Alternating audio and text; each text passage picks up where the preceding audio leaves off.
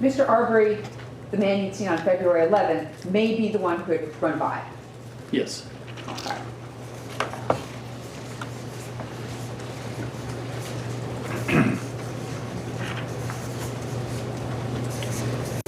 And then you said that you thought maybe Matt had seen him. That's correct. And Matt is Mr. Albenze? Yes.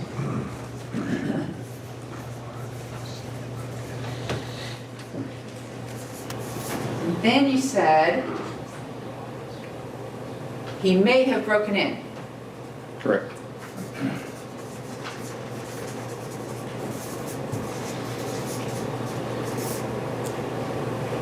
And then you said maybe Larry English is over on his property. Yes.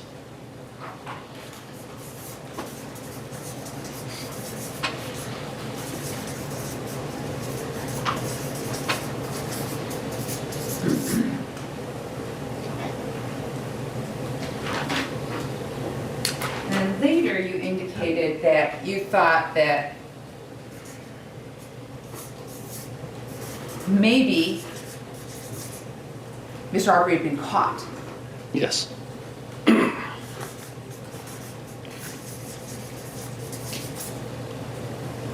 And then you said that you thought maybe he was trying to get away from the police. Yes, ma'am. But you hadn't heard any sirens or anything in the neighborhood. Not yet. No, ma'am.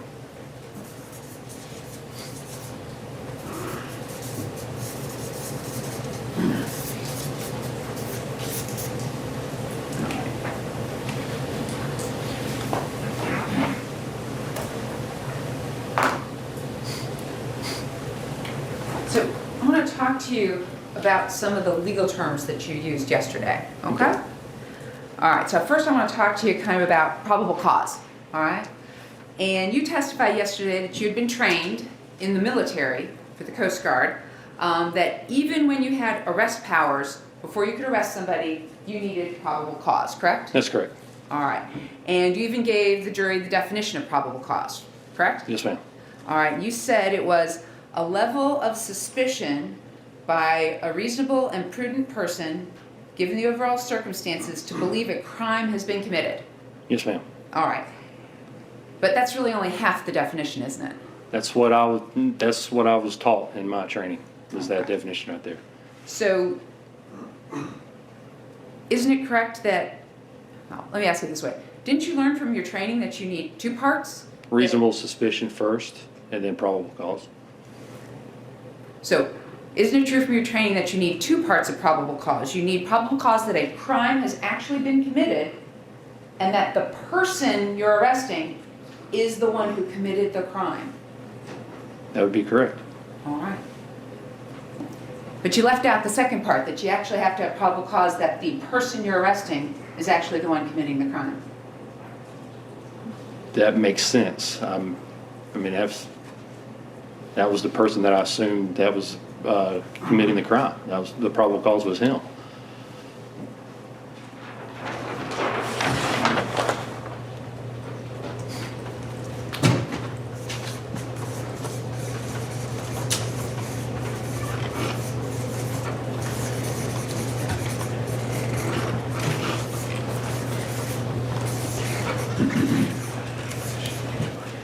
right. So you assumed he was the one committing the crime.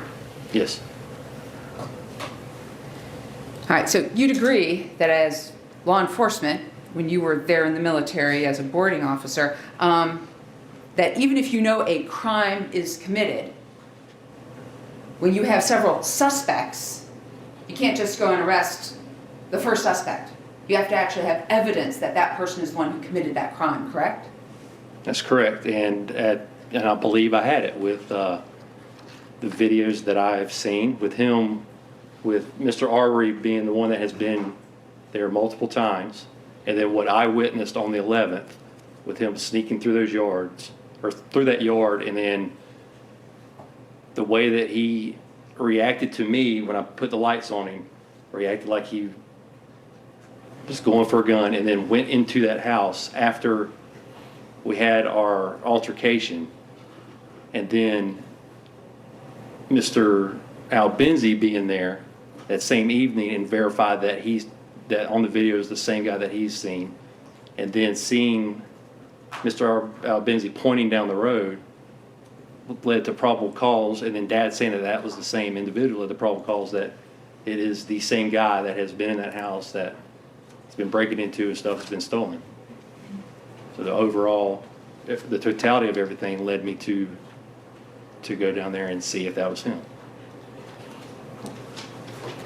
So the totality of all of that led you to go see if that was him, Yes, meaning the guy you'd seen on the 11th. correct.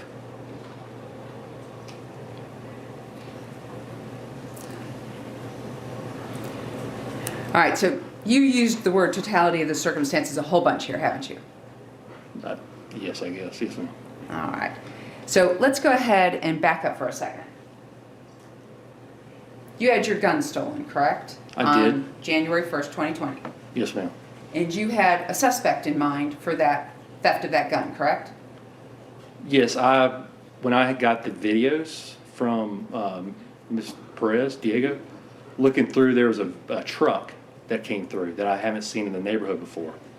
And after looking at the truck, I thought that it might have been some teenagers that I would see on that part of the county. And it turned out that it was a neighbor on the other side, and then that was as far as I went with that. Who's David Sorrells? I have no idea. Really? Yes, ma'am. He's not a Facebook friend of yours? Not that I believe. But it helped to refresh your recollection if you looked at some of your Facebook posts that you shared with Mr. Sorrells. Absolutely. All right, go ahead and take a look at this.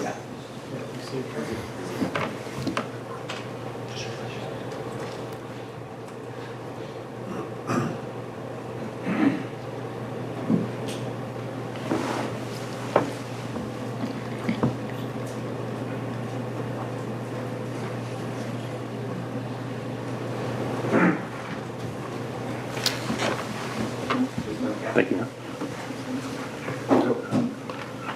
I'm sorry, you're still here. Yeah.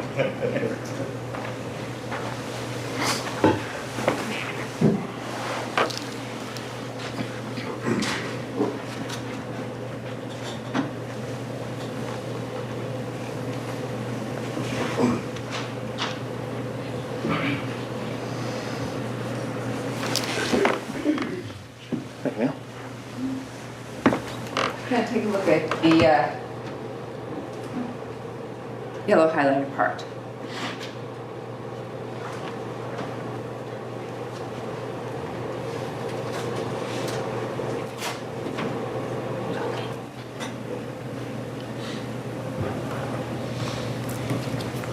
Yeah, I recognize it. All right, do you know who David Sorrells is? I do not.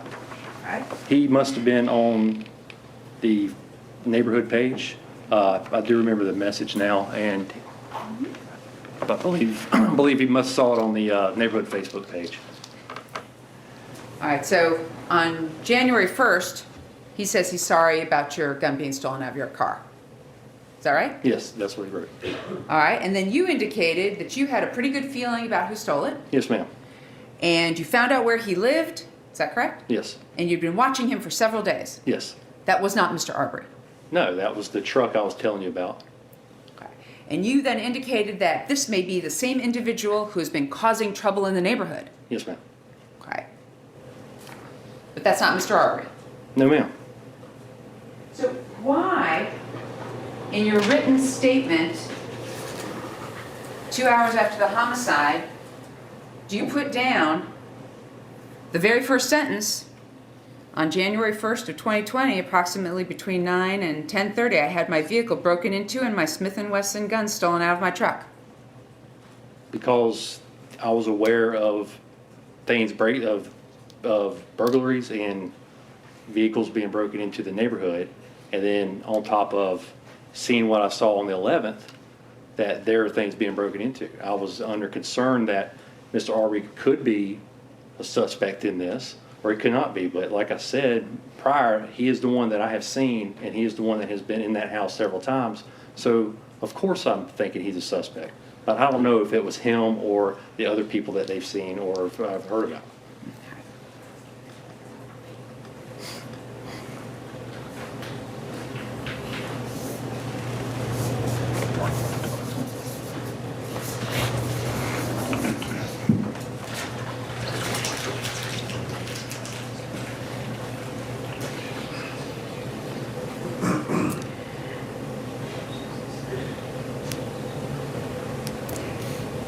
So, given you don't know who stole your gun, there was no probable cause to arrest Mr. Arbery for the theft of your handgun on January 1st, 2020. No, ma'am.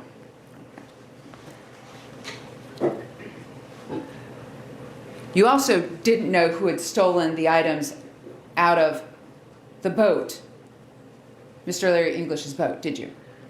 No, but I had a probability. I was thinking that the probability of who was doing that was the one that continued to go into this house, that has been caught in this house several times, which was Mr. Arbery.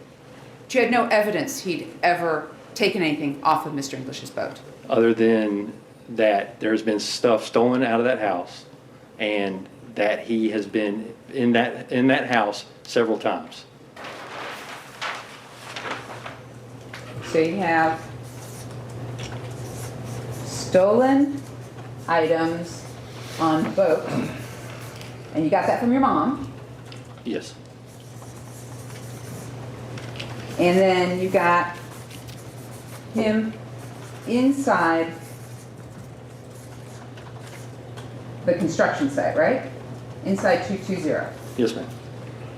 And at the point in time, on February 23rd, you knew about October 25th, Yes. November 18th, Yes. and February 11th. Yes.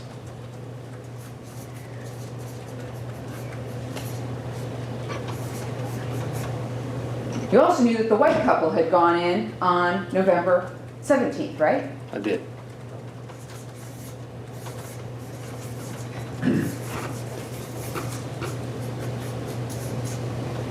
You also knew that there was a shady-looking guy under the bridge, correct? I did.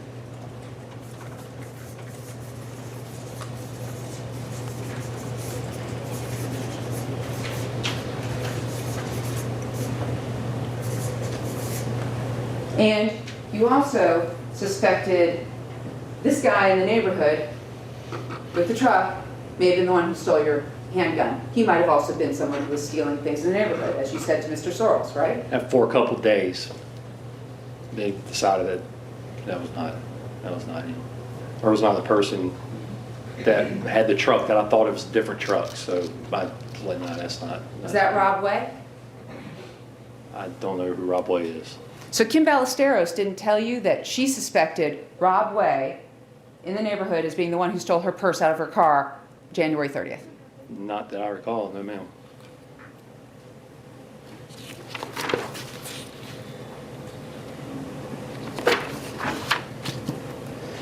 And you're telling this jury that your mother never told you that Larry English suspected his contractors? No ma'am.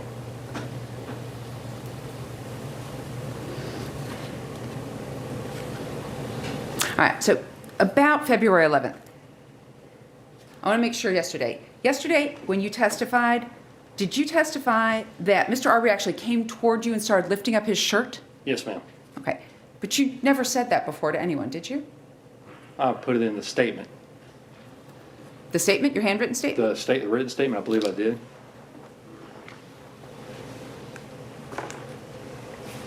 Can I hand you a copy of your handwritten statement? Sorry, is that marked as an exhibit?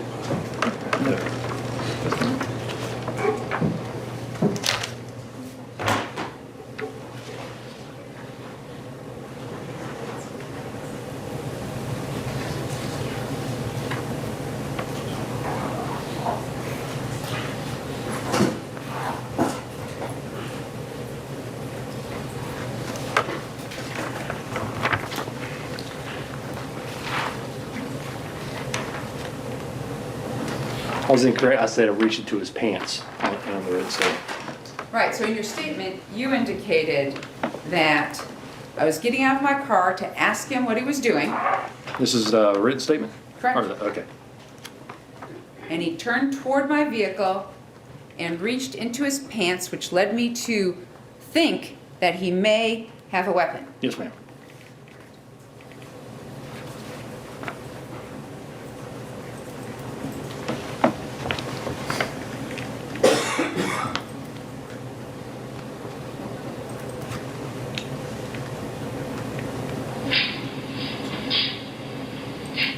Reached like that to his pants? No. That's, And then you indicated I immediately put my car in reverse and the individual went into the house under construction, correct? yes, ma'am. And that was, oh.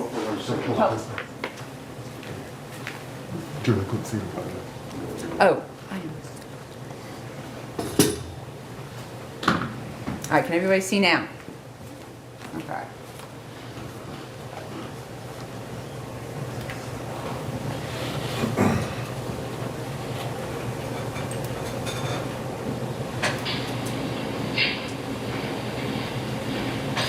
And that was the publishing of State's Exhibit 120, the video clip entitled Video MP4.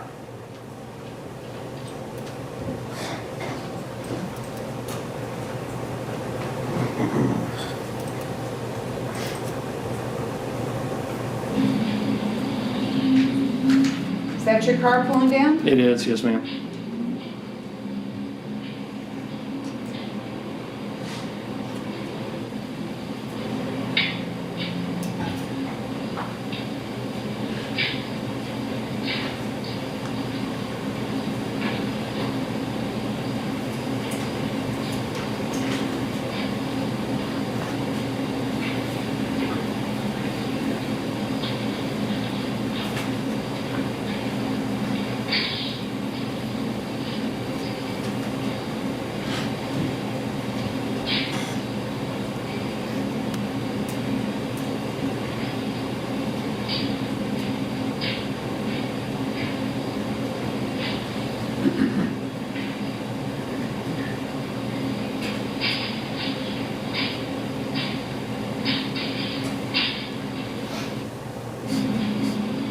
Now right here,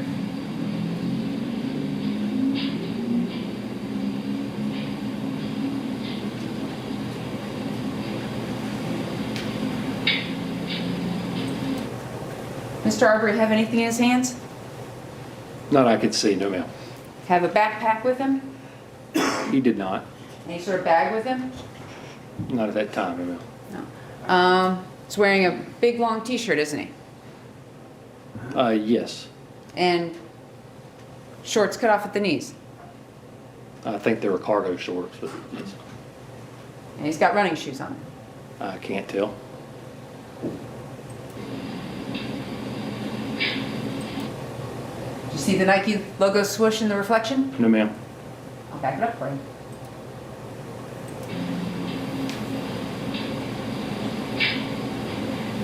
See it then? No, ma'am. That was State's Exhibit 117 that I just published.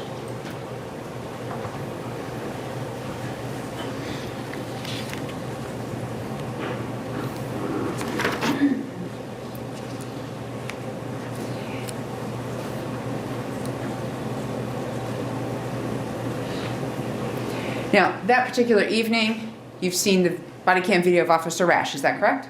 Yes, ma'am. And Officer Rash told you and told your father that Larry English said Mr. Arbery had never taken or stolen anything from the open unsecured construction site. Is that correct? My understanding was never saw him take anything from there. Yes, ma'am. Never saw anything taken. Okay. And Larry English actually had never had anything stolen from the open unsecured construction site. Yes, he had stuff stolen out of his boat that was inside that house. Yes, ma'am. But you didn't investigate that crime as a law enforcement officer, correct? No, ma'am. Because you weren't a law enforcement officer, were you? That's correct. All right. And your father wasn't a law enforcement officer either. He was not. Okay. So you're basing your probable cause on something that was rumor that your mother told you about things being stolen off the boat. I was basing it on the 11th for seeing him in there again and hearing that the stuff was stolen off of that boat, and then hearing it from the other neighbors, and then from seeing on the 11th. So yes, it happened, and then seeing him come in multiple times, and then everything that followed up on the 23rd. Yes, that's, You were here when Officer Rash testified, is that right? I was. Okay, and you heard Officer Rash, under cross-examination, answer the defense attorney's question about if Mr. Larry English had filed a police report about items stolen off of his boat, correct? Yes, Okay, and he said the officer assigned would have investigated it, right? yes, All right, and that means interviewing Larry English, correct? yes, And so an officer who's investigating the theft of items off the boat would have found out from Larry English that the boat had been moved back and forth to Douglas, correct? Objection, speculation, Your Honor. She's asking him about, to assume what Officer Rash would have done had he been asked to make a report about thefts by Larry English, and then how he would follow up on that. This is all speculation on the witness's part. Speculating as to what Rash would have done, that's sustained. I'll ask a better question, Your Honor. On cross-examination, do you remember Officer Rash testifying that the officer assigned, if Mr. English had filed a report, would have investigated that? yes, Okay, and that Officer Rash, you heard him testify that that would have included interviewing Larry English, correct? yes, All right, and you heard Larry English testify that the boat had been moved back and forth between Douglas, correct? he learned that, yes. Well, he didn't learn that, he knew it, he'd moved the boat back and forth, right? You talking about Rash or Relevance English? is, I object. I'm not sure what the relevance is about asking him what he heard people testify in court that he didn't know with his own personal knowledge on particular dates. Hearing what people later come and testify about in court is asking him to comment on the testimony before the jury. It doesn't seem to be a relevant inquiry. What he did and what he knew at those particular times, I think, surely. But what they testify about in court and how that may change his thoughts about dates in the past doesn't appear to be relevant. It's overruled. Go ahead. Okay. And you heard Larry English testify that he suspected his subcontractors? Yes? That, That Larry English suspected his subcontractors of having stolen the items off of his boat. You heard him testify to that? here, yes, ma'am. Okay, and you heard him testify that he told that to Officer Rash? Yes, And you heard Officer Rash testify that he told that to your father? yes,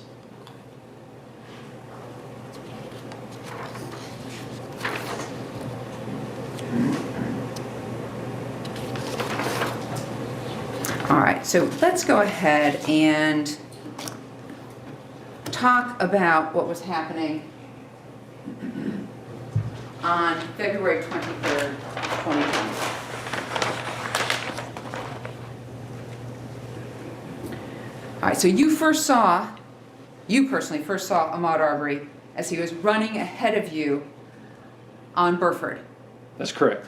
Okay, and you were driving behind him in the white F-150 pickup truck. Yes, ma'am. All right. And at that time, when you first saw him, he didn't have a bag, did he? No, ma'am. Didn't have a backpack. He did not. Wasn't carrying a box. Was it? And you could see his hands as he ran. Yes, Okay.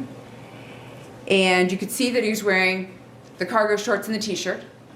yes, ma'am. All right. And you didn't know who he was.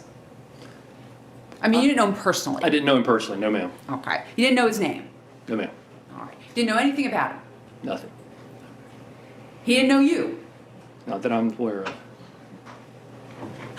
You just knew that he was the guy who was on video at the open unsecured construction site. And that I saw on the 11th. And at this point in time, when you first see him on Burford, he's not reaching into his pockets. No, ma'am. Not running. No, ma'am. And he never yelled at you guys, No, ma'am. never threatened you at all. No, ma'am. Not Never ver- brandished any weapons? Sorry, Your Honor, he's trying to finish his answer. Yeah, he did not threaten me verbally, no ma'am. All right. Didn't brandish any weapons? No ma'am. Didn't pull out any guns? No ma'am. Didn't pull out any knife? No ma'am. Never reached for anything, did he? No. He just ran. Yes, he was just running. So at this point in time, you catch up to him on Burford by pulling up next to him. Is that right? Yes, pulling alongside, keeping with my window right there. I did. So as he's running down the street, okay, let's say this is the street, he's on this side of the road, consistent with someone driving forward, or is he on that side of the road looking at oncoming traffic? Oncoming traffic. Okay, so he's Yes. on the side for oncoming traffic. That's correct. All right, so you pull up next to him. Is that right? Yes. You startled him. No. Are you a mind reader? I'm not, but I could see his actions, the way that he didn't veer, he didn't run off. I came up to him slowly, just like I would anybody else, and I've never startled anybody doing that before, anybody walking or jogging or running. I've never had anybody become startled on that, so I How don't know many- why would we. Sorry, I didn't mean to cut you off. How many times have you pulled up on strangers that you don't know next to them with a pickup truck to ask them what they're doing in your neighborhood? I don't think I have in that situation, but I have pulled up on people that are running behind, coming up behind them. But, I mean, if you could be startled for somebody coming up behind you is one thing or the other. You can tell if somebody is, but I didn't startle him. I didn't come up on him hard or fast or blowing the horn or anything. I just pulled alongside him on my side of the road right at the yellow line, and once he acknowledged me and saw that I was there is when I came a little closer and stayed with him. So he's running, you pull up, he looks at you, and you say to him, what? I say, hey, what's going on? Hold on a second. And he didn't say anything back to you. No, ma'am. All right. He just kept running. He stopped and turned and went backwards. That was the first time. That was the one caught on Mr. Roddy's or Mr. Brian's video. Turned out to be the first qualification. Okay, so hold on. You pull up next to him, he stops, and then he turns and starts running this way. Back down Burford towards Satilla. Yes, And then you back up. Is that right? I did. So you back up the truck to follow him, and at some point in time, what do you say to him at that point? I'm asking him, what are you doing? You know, what's going on? What happened down there? Why is there some, I ask him why there's somebody pointing down the road. As I'm talking, that's when he turns and runs back down Burford. So now you're asking him, hey, why is somebody pointing down the road? That's what you're asking him? That's what I was trying to get to ask him why there's people pointing down the road. All right, Mr. McMichael, not asking for generalities and what's in your head. I want to know exactly what you were saying to the man jogging down the street. Do you understand? Yes, Okay.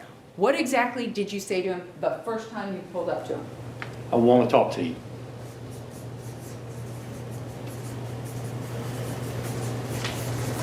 And he turned and ran. He stopped, turned and then went the other direction. Okay.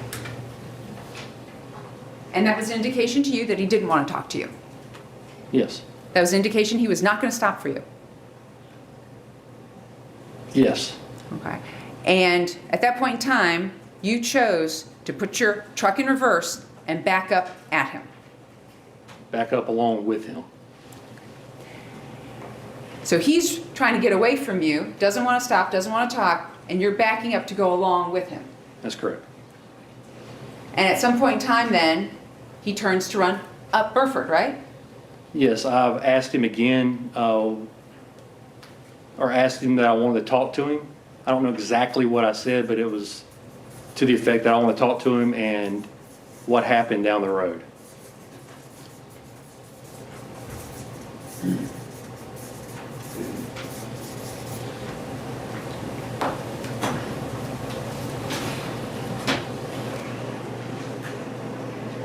And at this point in time, you're not wearing any sort of uniform. No, ma'am. You're not in a marked patrol car. I'm not. You don't have any badges on your sleeves. I do not. And when you told the police, you were talking to them about.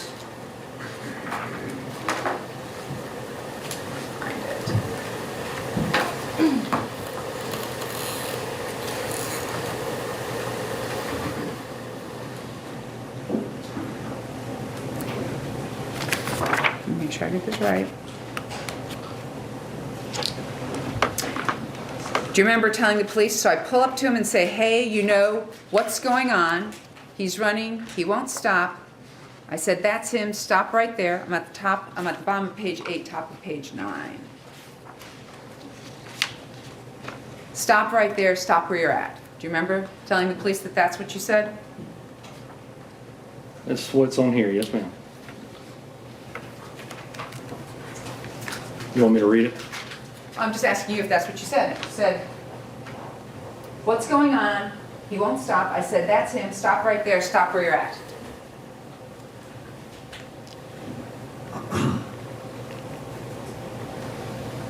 Yeah, that's part of it. All right. So at this point, you're ordering him to stop.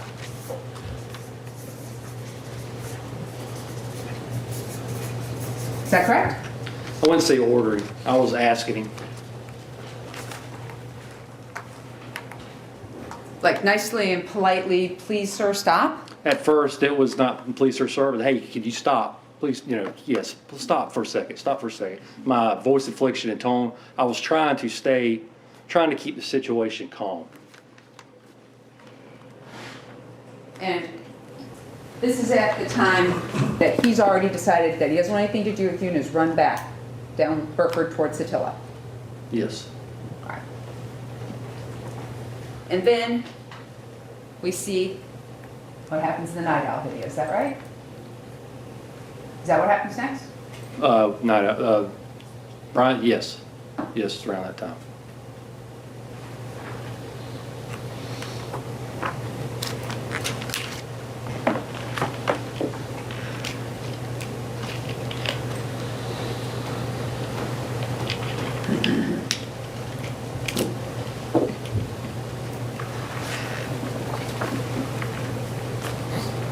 You find it. Let's see.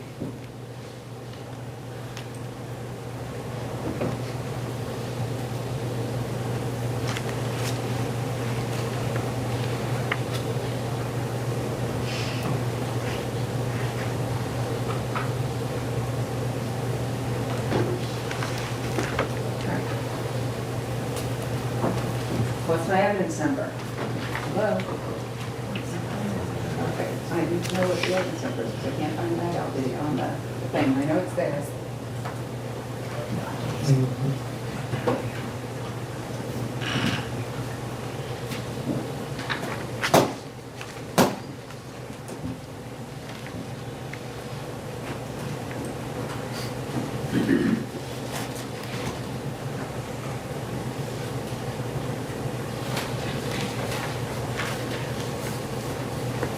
Okay. I apologize, Your Honor, something's not right, and I've missed it, or somehow it is not on. All right, as they work that out, we're going to slip it a quick break. We'll be back with more right after this. Stay with us. You're watching Court TV, your front row seat to justice.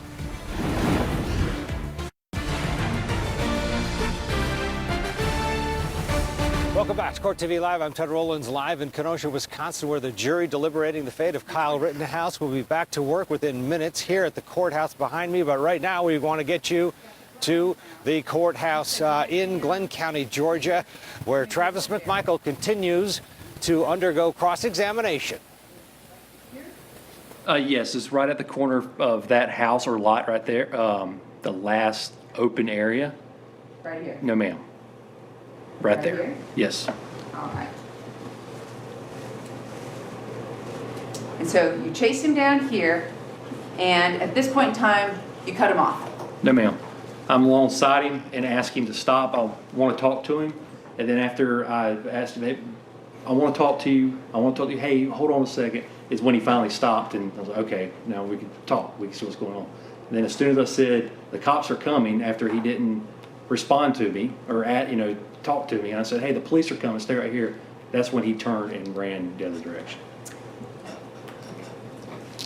You'd agree with me when I say that you never, ever told the Glenn County Police Department or in your written statement that you said to Mr. Arbery, the police are coming. I don't know if I did or not. If it's not on there, then I didn't say it, but I mean, I could have missed it from everything that was happening and writing it down. 2 hours later, I might have missed it, but on the assumption that they do that, because I was still under the impression that my dad has called the police, so I'm under the impression that the cops are coming.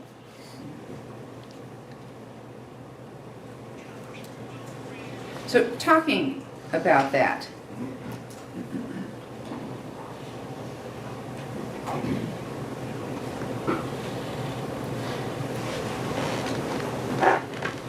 I'm going to have you take a look at page number 9 again, that last paragraph.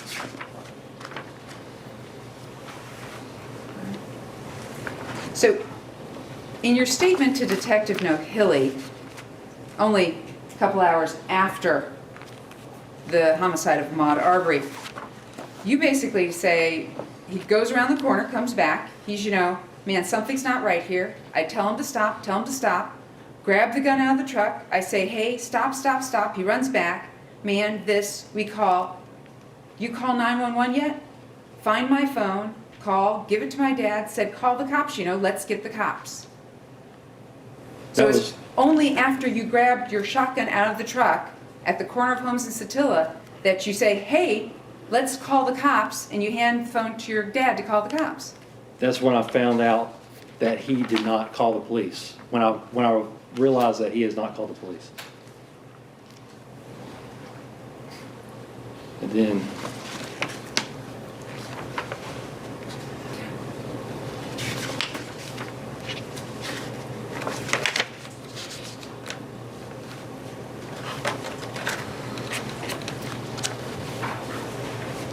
So also on page 9, you never indicated that Mr. Arbery actually stopped long enough for you to have a conversation with him. Is that correct at the top of page 9?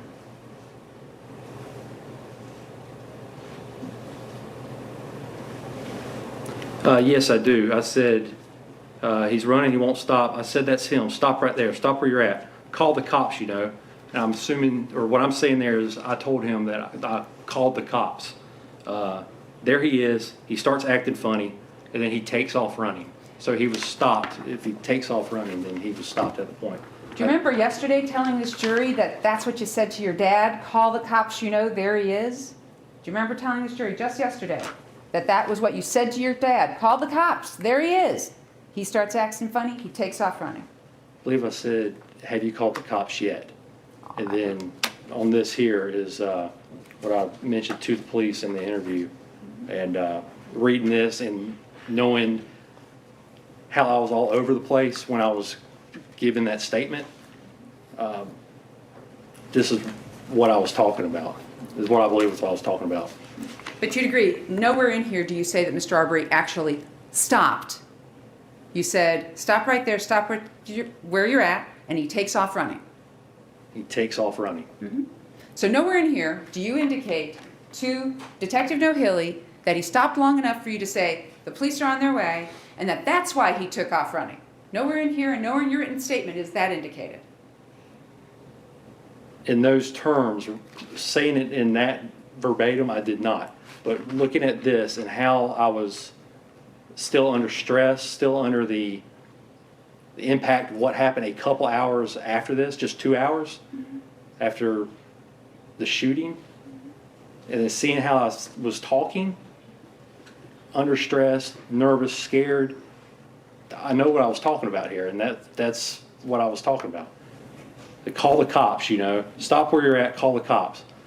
I'm probably choppy trying to talk to him, being nervous, and saying that I was saying this to Mr. Arbery, and then he takes off running.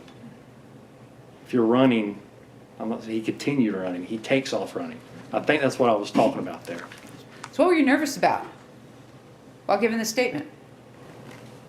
I just killed a man. I had blood on me still. It was the most traumatic event of my life. I was scared to death. I mean, it was the most traumatic event of my life. I don't know anybody who wouldn't be scared or stressed or terrified or anything. I mean, it was horrible. I'm talking about giving your statement 2 hours later at a police station. You were nervous because you thought you were going to jail, right? No, I gave him a statement. I mean, if I Just would have, told I somebody would. you don't think you're going to jail. That's what you're saying. I was going through an investigation. I was following the investigation. So, you saw Officer Duggan's body cam, correct? Officer Duggan, the first officer who testified, his body cam. Yes, ma'am. All right, you were standing right behind Officer Duggan while all that went on, right? Yeah, I guess, yes, ma'am. Okay. So, you've just shot Mr. Arbery 3 times with a shotgun, correct? Correct, He's dead on the scene, correct? correct. He's unarmed, correct? He was. All right. And your father came up to you and grabbed you by the shoulders and went, "You had no choice, you had no choice," right? You saw that? Yes, All right. You're covered in Mr. Arbery's blood. You go down to the police station, correct? correct. All right.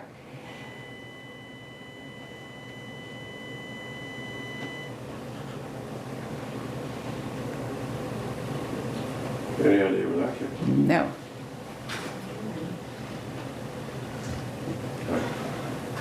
Let's keep going. Okay. And at that point, you're in the safety of the police department giving your statement, correct? Yes. All right. You've got all the time in the world, correct? Yes. All right. And Detective O'Hilly hasn't threatened you, No, hasn't forced you to make a statement, he did not. all right, and didn't promise you anything in order to get you to make the statement. I'm gonna look real quick.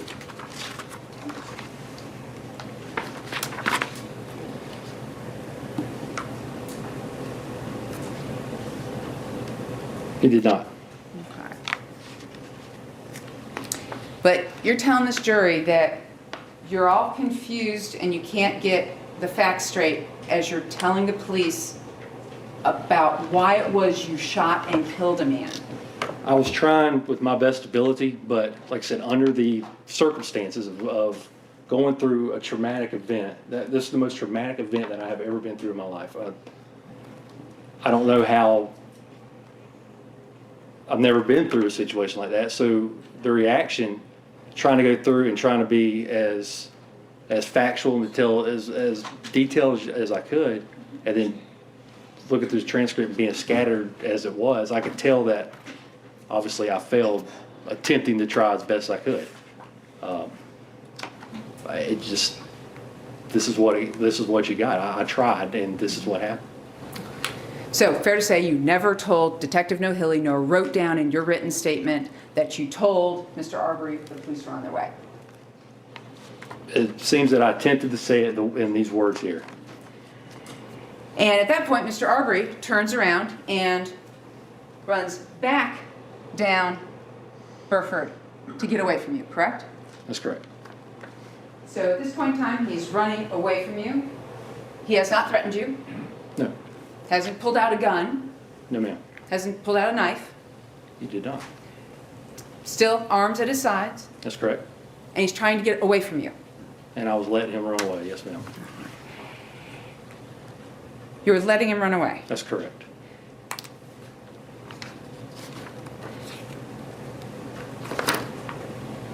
Wasn't it your intention to go around the block and cut him off and find him over on the other side? To head him off and to see where he's located, that was my intention. Yes, ma'am. All right. But you could have stopped right there and not done anything, right? Yes, but then immediately after is when I saw his interaction with the black truck and realized that there is something to my suspicions here, and I would like to see where he is at when the cops come, which I assume that the police were on the way, that I would be able to tell them where he's at if they haven't located him at that point. So you're telling this jury that your whole intention was just to go ahead and follow Mr. Arbery, keep an eye on him, and to just tell the cops there he is? At that point, yes, ma'am.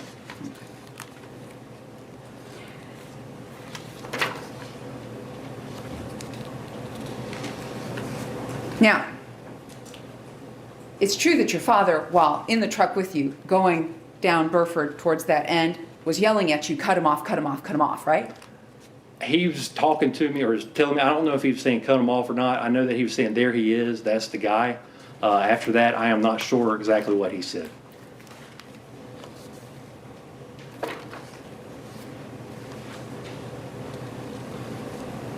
At this point, you're still yelling at Mr. Arbery to stop at the end of Burford. I was not yelling at him on Burford, no ma'am. And at the end of Burford, you and your dad both got out of the pickup truck, correct? When he turned and started running down Burford, when he was away, when he was not a threat, if he wanted to be a threat and he was going past that, yeah, I got out of the truck, yes ma'am. When he turned and running away is when I got out of the vehicle. Why in the world would Mr. Arbery be a threat to you? Because of when I asked him what was going on and recognized that it was the guy that I saw on the 11th and Mr. Albenzi pointing and everything going down and realized that it is him, and then how he reacted when I shined the lights on him on the 11th, he acted like he did not want to be, he was obviously caught sneaking through the front yard. He was obviously where he wasn't supposed to be, where he hasn't been several times, and then he reaches into his pants, like he has a gun, then I took that as a threatening gesture and walked in the house.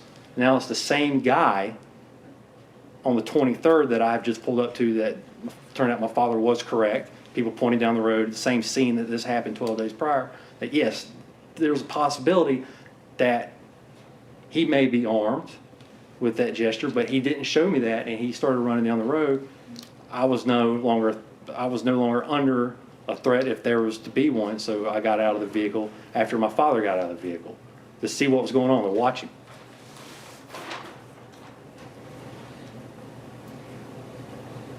So when you first pulled up to him, very first time, you confirmed it was him, right? Yes, ma'am. All right. You testified under oath to this jury that I'm not going to chase or investigate someone who is armed, right? That's correct. And yet you want this jury to believe now that he was a threat to you, okay, and that you perceived him as a threat, yet you continued to chase him down Burford. I didn't know if he was a threat or not. He never reached in his pockets, and I wanted to see what was happening. I figured I could talk to him at this point, or getting up to him on the second point. But hadn't at this point he demonstrated not once, not twice, but 3 times he did not want to talk to you? Which when I'm at the stop, when I stopped at Burford. Right, because you pulled up to him once, he doesn't want to talk to you. You back up, he doesn't want to talk to you. You pull down Burford, your dad's yelling, cut him off, cut him off. And all of a sudden, he runs back, he doesn't want to talk to you. That's 3 times he's demonstrated to you that he does not want to talk to you, correct? Yes, He's also demonstrated he's no threat to you. He hasn't pulled out a gun. that's correct. He hasn't said one word to you. He has not. He's not threatened you in any way, verbally or physically. No, ma'am. No knives. No knives. All right. He's not swearing at you, using profanity or anything like that, is he? Didn't talk.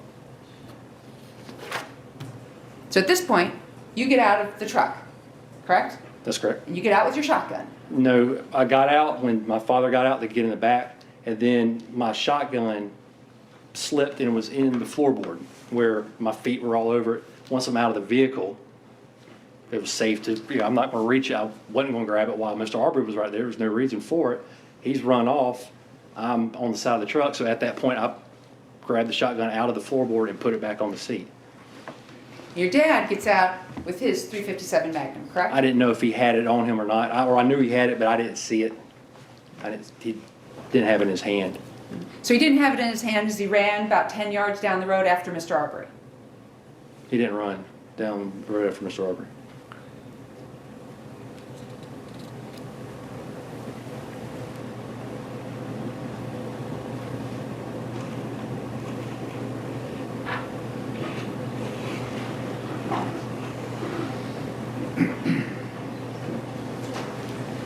So,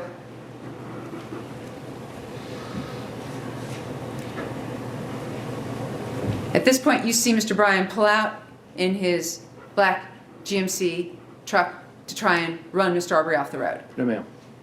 I saw, after I put the shotgun back onto the seat when it was on the floorboard, and then watching Dad, or talking to Dad, or trying to figure out what's going on, and I looked back down the road. I don't know Mr. Bryan. I didn't know where he lived. I didn't see him when I had the first encounter with Mr. Arbery. My assumption, I was assuming from what I saw, that he came from Satilla. So the vehicle was at what I thought was the very end of the road. More than likely seeing the video the other day where the tree was closest to Burford. It was towards the end where it was almost on the road. I'm certain that's where I saw the encounter with them. And it didn't look like he was running them off the road. It actually looked like Mr. Arbery, I thought the vehicle was stopped, and looked like Arbery went to the left side and then to the right and then went back to the left. It looked like he was engaging with that vehicle. So you're all the way down here. I'll do it on this one. All the way down here. Around there, yes, ma'am. Okay. And they're all the way down here by the time you look at them, is that what you're saying? By the time I noticed it, yes, ma'am. Okay.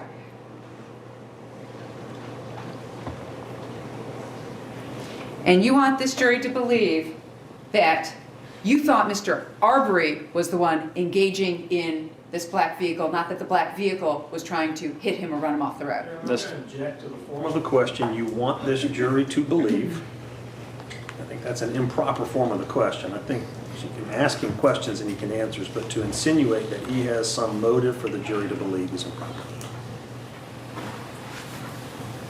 It's cross-examination. Go ahead. Thank you. So you want this jury to believe that it's Mr. Arbery who's the aggressor with the black truck, not that the black truck's the one trying to run him off the road to help you. I didn't see the truck trying to run him off the road. What I saw from down there, what I saw was the vehicle looked to be at a stop, and Mr. Arbery was engaging the vehicle. And then Mr. Arbery was able to get away from the black vehicle. He ran past the vehicle.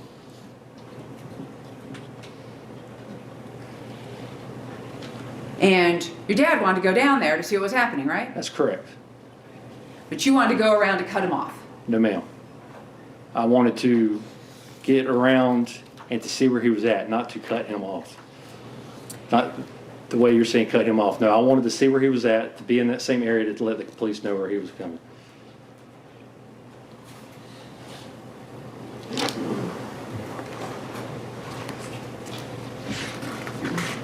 I'm going to have you take a look at page 24, middle of the page.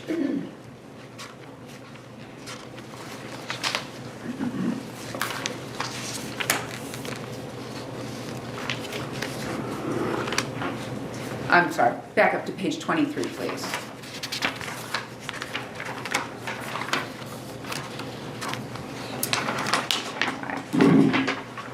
Take a look at page 23.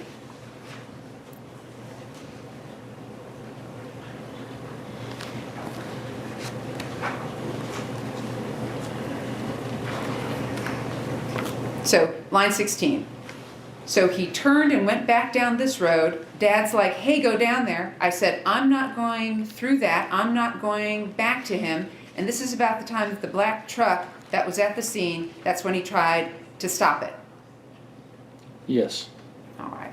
So here you're telling the police the black truck at the scene was trying to stop Mr. Arbery. That's what I was believing, yes. Okay. And that was right here in this corner, just on Burford, probably a house past this intersection. So I turned and went this way. Correct. All right. And then he came down, came around, came down Holmes Drive. He was right there. I said, good. We'll have a chance to stop him now. Correct? Yes. All right. And then the black truck's right there. I was over here. Hey, stop, stop. Well, he's running up the road, and I seen him coming. Do you remember that? Yes, ma'am. All right. So you came around Holmes and you were a few houses down when you encountered Mr. Arbery and yelled at him once again, stop, stop. Is that right? I think I had it wrong on here. Like I said, once I was bouncing back and forth, trying to explain everything that happened, that I misspoke on there. I don't know where I would say to stop, stop. Where was it that I said stop? Came around, came down Holmes Drive. He was right there. I said, good, we probably will have a chance to stop him now. Black truck's right there. I was over here. Hey, stop, stop. Well, he was running down the road. I seen him coming. So yeah, that was at the end of Holmes, right on the other side of the dog leg. All right, well, do you notice how it says, Investigator O'Hilly right after that says, which way is he running? And you said he's coming up this way, and where are you at this time? I came around and turned off this road. I'm not really sure how far I was a few houses down. So you're a few houses down. He's asking you specifically, when did you say, hey, stop, stop? I was a few houses down, correct? Yeah, on here, that's correct. Okay. And you also got out of your truck at that time, a few houses down on Holmes Drive, correct? On here is what I said, but I don't believe that's what happened. I believe I misspoke or had it wrong or had it mixed up to when I stopped at the end of Holmes. Okay. But you also wrote it down in your written statement. Which one? Take a look at your written statement. It's about 2/3 of the way down. On page 2.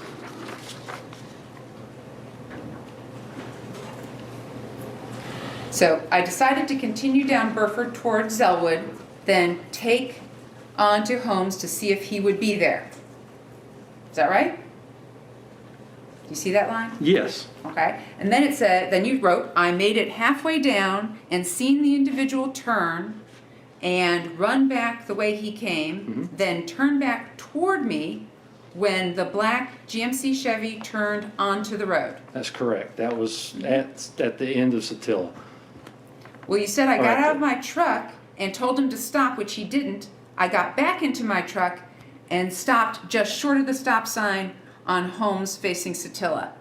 So you had actually stopped, gotten out of your truck, told him to stop, which he didn't, then got back in your truck, then pulled down to Satilla and Holmes. That, looking back after everything cooled off, where I stopped, and I don't recall if I got out or not. I think I had this mixed with when I finally pulled up. Both times where I said I stopped and got out, I was saying when I stopped and saw Mr. Arbery and the black truck coming at me. We were on Holmes, just short of where the shooting occurred. I probably yelled stop at him, but then once they passed me is when I pulled up a couple more feet and decided to stay where I was at. That's what I was speaking about here.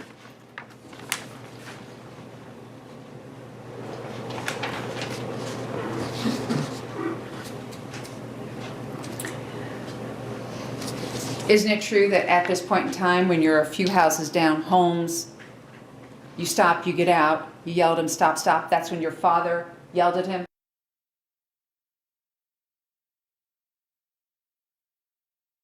So, I mean, you were standing right there. You heard your father say this, yes? I don't think I heard him say that. No. But you know that's what he told the police, he said. In here in court is what I heard. Yes, ma'am.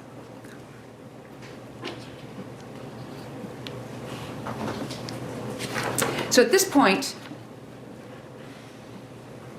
you're coming down Holmes, and you see Mr. Arbery coming toward you. He was in the middle of a turn. He was on the right side of the road, turning left in that apex is when I saw him there. The first time I saw him on Holmes. He was in the middle of a turn, turning back towards Satilla on Holmes. Is that what the video picks up? I don't think so, no ma'am. So you're saying that you're coming down this way, and he's running toward your truck, he's turning around, and he runs back this way. You don't see the black truck at this point? No, ma'am. All right. But then all of a sudden he's running back toward you and you see the black truck behind him? No, when I came around the dogleg, the black truck and Mr. Arbery were together. The black truck obviously just came off of Satilla and were heading towards me on Holmes, towards Elwood. So you're saying at this point you've made it all the way down here? He was turning, he was on the right side of the road, turning left. When I saw him, he was in the mid of the turn, and then he turned and was out of sight around that dogleg. And I continued, and then once I got to the dogleg is when I saw him and Mr. Arbor, or the black vehicle, coming my way. And at that point he's pinned between the two vehicles. He was.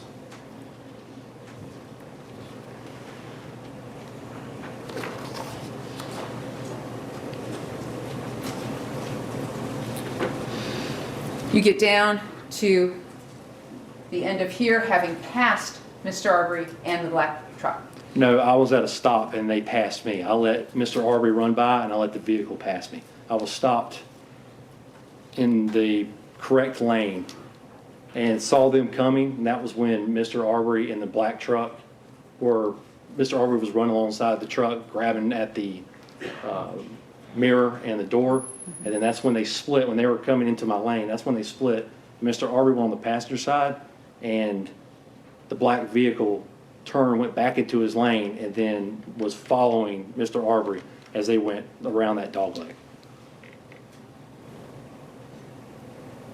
In order for you to get from here to here with them behind you, you had to have passed Mr. Arbery and the black pickup truck, correct? That's when they passed me, was back there, was towards Tillo. Yes, ma'am.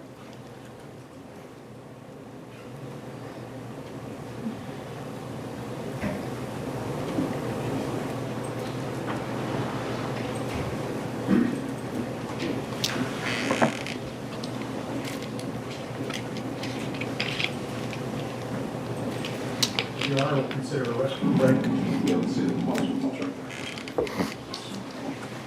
Yeah, ladies and gentlemen, we'll take a mid-morning recess. We'll take a 15-minute recess and then continue with the evidence in the case. Thank you. All right for the jury.